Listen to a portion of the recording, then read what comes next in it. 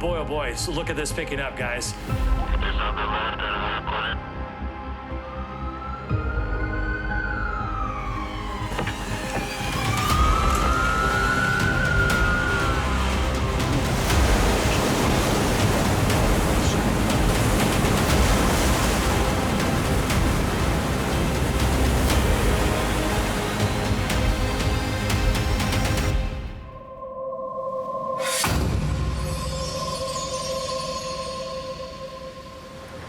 We're standing here at Ground Zero, where at 8:30 p.m.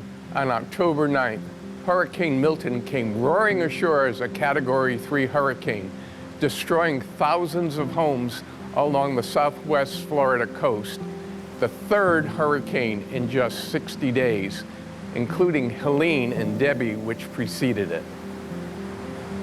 Hundreds of homes have been destroyed. Hundreds of cars destroyed, and many lives have been changed for the decades ahead.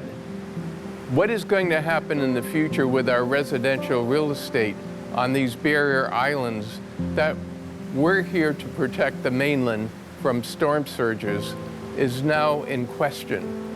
How do we move into the future and build a sustainable society in the face of increasing impacts from hurricane storm surges and sea level rise? If the trifecta of hurricanes wasn't enough, ruining our residential communities, our business communities have been seriously impacted by these three storms, many of which are still closed today.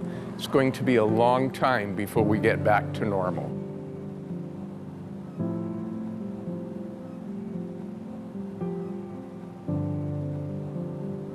In June of 2012, where I stand today, the water was about 8 to 10 feet deep right here in this place.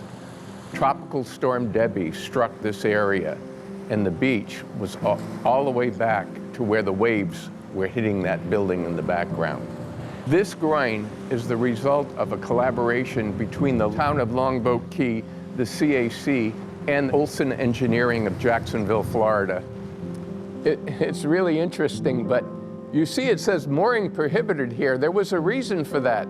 This groin goes about 7 or 8 feet below us, and when it was built, the whole thing was above the water. And then the sand started flowing through and accreting against these blocks, but the public would come and tie their boats up here, and we were worried that the boats would hit the groin and damage it and also sink the boats. But not anymore. Look at the sand we have. This is an excellent example of how, if we do the right things, it's not just about losses, it's about preventing the losses before they happen.